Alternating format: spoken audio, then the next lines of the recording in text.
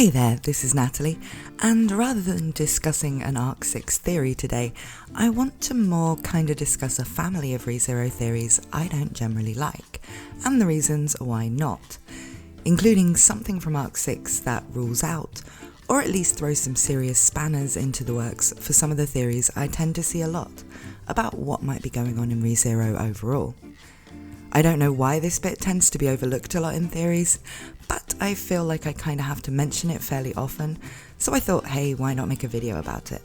And in doing so, I'd also like to present the more meta reasons why I also don't think this type of theory is going to turn out correct. So what's the theory? Well, you saw the title of the video, so you already know, but to introduce things properly, when talking about things like, say, the reason why Volcanica knows Beatrice's name, or the reason why Satella loves Subaru, or the reason why Shaula thinks Subaru's her master, or basically everything up to the reason why Beatrice's hair always reverts back to drills, one common answer is that this whole grand enterprise is some big time loop, and that later in the story, Subaru will go back in time, change his name to Flugel for some reason, and be the one who did all the Flugel things in the past. Just as a caveat, I'm really not making this video to dump on people who think they've solved all of the big mysteries of ReZero with the idea that Subaru and Flugel are the same person. I mean, if you like that idea and it's something you'd like to see, or if you like the idea of trying to think of ways that could happen while actually remaining logical and as satisfying as we've come to expect from Tappei, then there definitely are ways to explain away the scene I'm going to mention, and I will talk about those too. But I do get a lot of comments saying, I hope this doesn't end up being some time travel thing in the end, and because I agree with that sentiment, I kind of thought talking about the reasons why there are lots of things also pointing to it not being that might be interesting. So, leaving massive time travel paradoxes and the fact it would be kinda lame aside until later, there's a point in Arc 6 where it's established to a reasonably satisfying degree that Subaru and Flugel can't be the exact same person, at least not in this sense that our current Subaru will simply become the Flugel this world knew after some timey-wimey stuff. And that is that while we don't really know what Flugel looked like, as in there's no official art of him yet, we do know that he looked nothing like Subaru, and that means that at the very least they have different bodies. Now I'm going to read you the excerpt where this is stated, which is from Arc 6 Chapter 19, called The Sage's Whereabouts, and then we'll get deeper into this whole Flugel is not time travel Subaru thing in general. In this scene, Subaru has only recently met Shaula. He and the others in the Arc 6 party have come to the Pleiades watchtower in search of the Sage, who they and the rest of the world believe is named Shaula, and have instead come across a Shaula who doesn't really meet their expectations. Shaula claims the Sage, Flugel, is her master, also claiming Subaru is him, her master. Asking more about the Sage, Anastasia, who's actually the artificial spirit Echidna here, but is still talking like Anastasia because most people don't know that yet, takes out some coins, and the following conversation happens. A dragon was engraved on the holy gold coin, a man with a sharp look was engraved on the gold coin, the royal castle was engraved on the copper coin, and finally, engraved on the silver coin was a young, handsome dude, I guess. They don't bear the slightest resemblance to Shaula. But the guy on the drawing is what appears as Shaula to the world, in fact. A handsome man with long hair and intrepid features was carved there on the coin. Naturally, even if you were to try and change the angle of it, it seemed unlikely that they'd be mistaken as a half-naked hottie of a woman. Shaula herself was pestering with a, "Let me see," so he handed the coin over to her. When he did so, she gazed at the silver coin close up and said, rather well made, huh? It looks exactly like Master." "Where are you seeing that?" "Ah, no, if the Sage that's engraved there is your master, then what do you mean by me resembling the master inside your memories?" "Geez, what are you talking about? My master is the only master." "So let me restate myself once again. Where are you seeing that?" He cleared his throat and shouted at the top of his lungs at Shaula, who was comparing him with the design that was engraved on the silver coin. Even if they differed in hairdo, their expression, and in the first place, even their race, seemed to be different. The thing they matched in was their gender, it seemed. Were he to judge it only by the category of having a good-looking face, then Julius would be much closer than Subaru was to it. However, Shaula looked at him with dissatisfaction, saying, to Subaru's opinion. Looks fairly accurate from what I can see. You have hair, 2 eyes, 2 ears, and a nose and mouth. That sort of level, aren't you complimenting it like a preschooler's portrait? I guess that I too still don't think that Subaru and this sage resemble each other. Though Shaula had grown sulky, Subaru's verdict, and of course Emilia's, outed it. Their verdicts were reasonable, however, Shaula didn't look convinced. It's because I'm not very good at comparing people's faces. Men and women are just about different, but after that, isn't stuff roughly the same?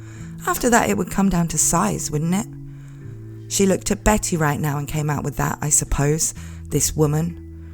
It's okay, since Biko being cute and small is unique. Putting that aside, you have such a sense of telling beauty, and yet you call me, out of all people, your master? You're mistaking me completely for someone else. Taking advantage of Shaula's excuse, Subaru shook off some of the dishonour he'd accrued so far from the false accusations. It had been a ridiculous suggestion in the first place. Of course, he didn't even need to consider it. Subaru had nothing in common with Shaula, and that was a relief. Or so he thought, but Shaula shook her head at that and said, me having found Master wasn't a question about appearance, so there's no issue with that. Not about appearance, you say? Then how did you find out? By aura? Your smell? Well, no, I mean, I can't think of anyone except Master who'd let such a dark, pungent smell, to the point where my nose seems to scrunch up, hang off from them. There was also a note from the translator. This was from the Witch Cult translation's English translation. That said that where it talks about Subaru not being the same race as the man on the coin, that from the Japanese used, it can be surmised that he means race in the ethnicity sense, rather than that Flugel is a different fantasy type race, like an elf or a beast man or something, which means, tragically enough, no Catboy Flugel. Obviously, by looking at an engraving on a coin, he can't see what colour hair or skin Flugel has, but we can guess from this that he doesn't think from his features that he's Japanese. When you consider that the name he goes by is German, and a thing I'd speculated about before in a video from long ago, well, like July, back when I still looked like a visual novel sprite, that wherein Kararagi, which was heavily influenced by another isekai character called Hoshin of the Wastes, everything is a lot more Japanese. In Lagunica, the architecture and culture is a lot more European, perhaps indicating a historical influence from someone European from our world. It could all be pointing to Flugel having been German, though given it's not uncommon for writers all over the world to use European names and architecture in medieval-style fantasy settings, it could also mean nothing at all.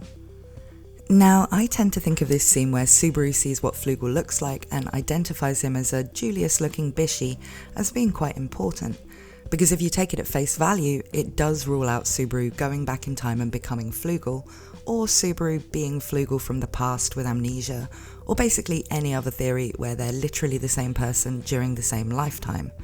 They don't have the same body, so to me, that's an important clue. However, if you don't like that, it is possible to think of ways the Flugel on the coin is a red herring. One is that it's of course possible that the sage Subaru sees on the coins doesn't actually look like Flugel either. Flugel went to some lengths to cover up that he was responsible for the things he was, by attributing everything he did to the name Shaula. It's possible he did something to make people forget what he looked like too, or simply that people didn't know what he looked like when they designed the coins, so put some generic handsome guy on there. Or maybe Pandora altered the memories of the world, though I think that seems less likely in this case, because why would she just alter the appearance of the guy if she was going to go to all that trouble, when she could just make people forget he was involved in the sealing of the witch at all if she wanted to do something like that? Another possibility is that Subaru's appearance will change at some point in the story, though given a lot of characters have a kind of signature way of being described by Tappei, and Subaru's is his Sanpaku eyes, something I think he'd have mentioned if Coin Flugel had them too, Subaru would have to literally transform into someone with a different face, rather than just maybe look a bit different when he's a little older. There are certainly characters who can transform people, and characters who've ended up in other people's bodies, but I think it would be odd of Tappei to want to change the main character's iconic appearance. But still, if the guy on the coins doesn't look like Flugel, or if Subaru won't look like he does now in the future, then it is still possible for Flugel to look like Subaru. But counterpoint, why have this coin scene at all, if not to establish that Subaru and Flugel don't look alike? There wouldn't be the need to overcomplicate things to the point of having to later explain why the coin Flugel looks different if there just wasn't a picture of Flugel anywhere. The coins could just as easily have pictures of the previous Lagunican royal family or all have the dragon on them. There's nothing that really makes it essential to the world building that the sage of 400 years ago, mysterious as he was, is depicted anywhere. This scene tells us that Subaru and Flugel look different and that Shaula can't tell, because she basically has face blindness. Since we later find out she's a witchbeast, it's not strange at all that she tells people apart by smell, but I think we can also surmise that, being a witchbeast, the unique smell she gets from Subaru that she associates with her master is probably the scent of the witch, which we know witchbeasts can smell, and which Flugel must have had too. It could be said that it's odd she can detect it on him when the witch's miasma is all around where she lives. I mean, it seems a bit like a dog that lives in a bacon factory being able to tell that you have some bacon in your pocket, for whatever reason, but I don't know enough about dogs or witchbeasts to know if that's normal or not. In any case, it would be easy to establish that Shaula can't tell people apart by sight very well without having Subaru have to see a picture of the sage she's mistaking him for, keeping this more open-ended. We know of other characters who knew Flugel and have seen Subaru in the form of the witches, and yet while the witches talk of Subaru as a sage candidate, they don't confuse him with Flugel, with the possible exception of Satella, though of course if we knew what was going on there, we'd know the answer to the whole Subaru and Flugel connection anyway. Roswaal may also have known Flugel, and while he seems to know more about Subaru and the fact he would be summoned to this world at some point than he's let on, because of his gospel, I think that as with the witches, Roswaal's dialogue up till now has hinted more at Subaru being a sage candidate, someone who could become a sage, than him being someone who will, in his future, become the sage Flugel. Flugel was not the only sage there's ever been in ReZero's world, just like the witches we know were not the only witches that ever existed. That bunch of people are just the ones involved in the most important period in this world's history. So if sage is a title rather than a term used uniquely for Flugel, it's more pointing to Subaru will become a sage like Flugel than Subaru will become Flugel. But in any case, whether you prefer to think of the coin thing as information or a potential red herring, there are other more meta reasons why I just don't see the Subaru is time travel Flugel thing being the right answer to all of this. The first is down to the way ReZero's been written so far, and the kind of expectations that creates between the author and readers. The second is about the themes that have been really played on so far, and how this type of thing wouldn't fit into them as well as something like a Subaru being a reincarnation type answer. Anything can be a red herring at this point in the story, but to me, that's all the more reason to be suspicious of things that seem to answer too many questions too easily, like Subaru and Flugel being the same person. As I've said, I'm inclined to take the coin moment at face value, and honestly, that's in part because a plot where Flugel from history is someone Subaru will become in the future is too difficult to make work in a logical way, and Tappei has kept the logic in this story remarkably sound for a fantasy story with time travel so far. I don't think he'd take as much care over that as he has if the intention was that by the end of the story there'd be a much greater leap of suspension of disbelief needed to follow and enjoy the last revelations and moments than have been required so far. ReZero is a story full of mysteries and intrigue, and a big part of what makes that kind of story great is the fact that it's so well planned out that we can sit here and make theories about things that probably won't be revealed for years.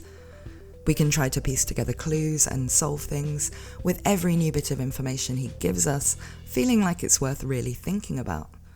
Like a murder mystery, you can kind of play it as you read or watch it, looking for ways to explain one after another of the things going on in it.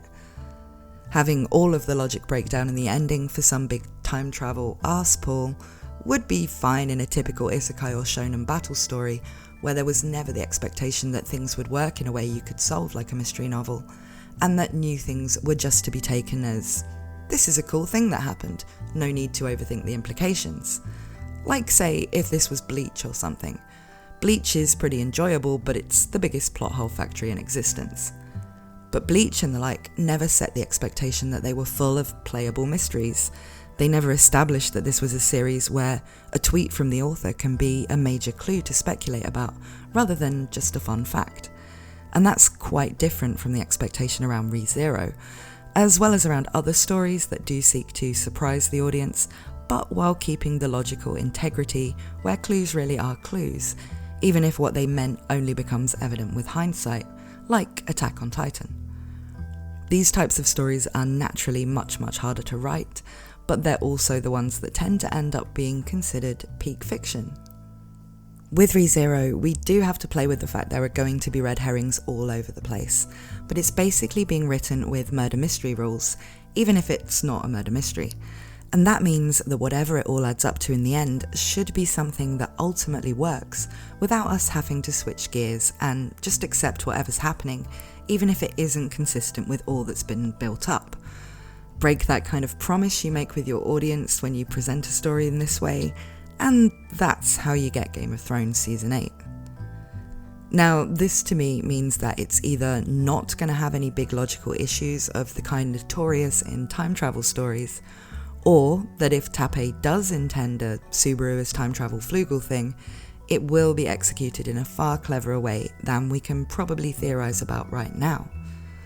The things I commonly see are basically, when Subaru gets all the witch factors, he will go back in time 400 years and become Flugel, and Emilia will become Satella.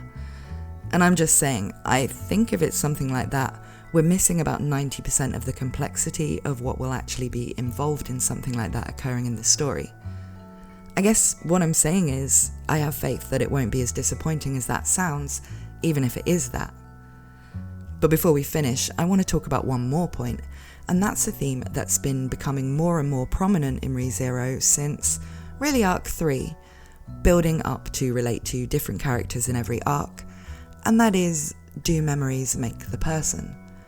I talked about this in the video I did about Scarf Donner and Echidna, and the one about the cliffhanger at the end of Arc 6 with Subaru, Rui and Rem, but it's also applied to Emilia quite heavily in Arc 4, to Subaru in Arc 6, to Krush and her faction in Arc 5, and even been echoed in things like the fight between zombie Teresia and Wilhelm, though it is outright said as a question most often in Arc 6. Do memories make the person?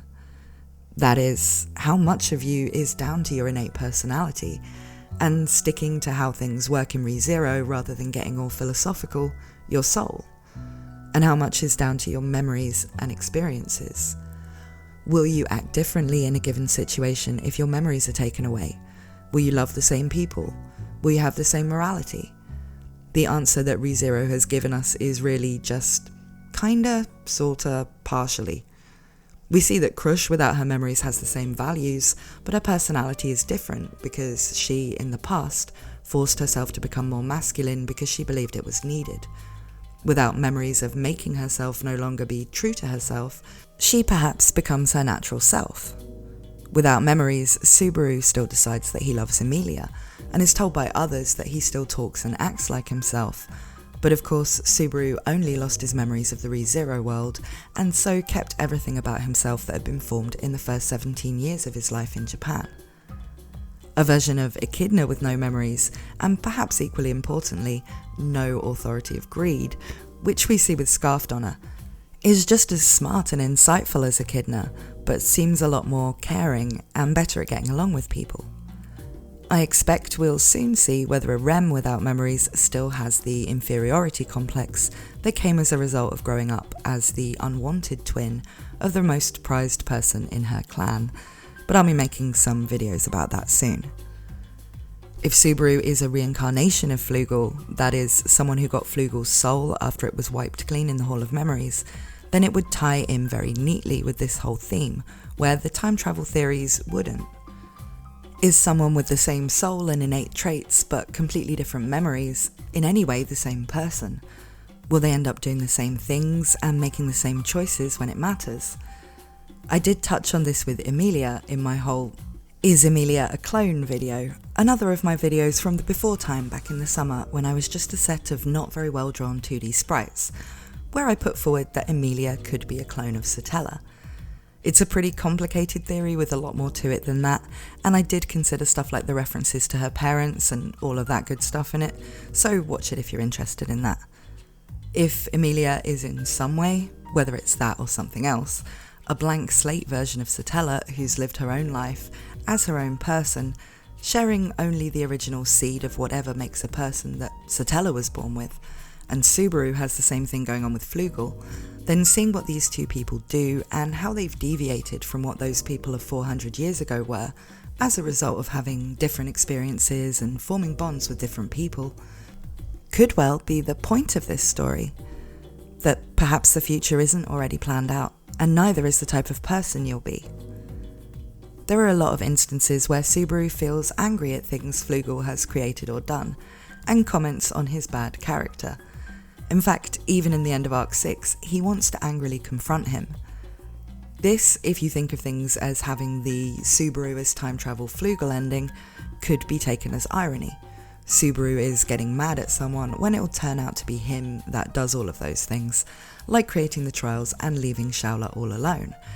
But if you take it as Subaru is a reincarnation and will never have Flugel's memories or personality, and the point is that he's a different person because of his own life, then this stuff could all be taken as a hint that the way Subaru sees things will not be in agreement with the way Flugel did, and that it will be those very differences between him and Flugel that will be important to the choices he makes later in the story. He may have been summoned here to serve the purpose of being just like Flugel, but the fact he's not Flugel, he's Subaru, will be what enables him to find better solutions than Flugel could have in the end. So, those are my thoughts on the Subaru-Flugel connection. Please let me know what you think in the comments. My next Arc 6 video is going to be about theories relating to possible character development for Rem in light of her apparent amnesia, and I'm also working on a side story video about the Only Sisters of the Hidden Village and some other anime-only friendly content for the coming week. We're pretty much back in lockdown where I live, so I guess that means lots of time to work on videos. Thank you for watching, and I hope to see you again very soon.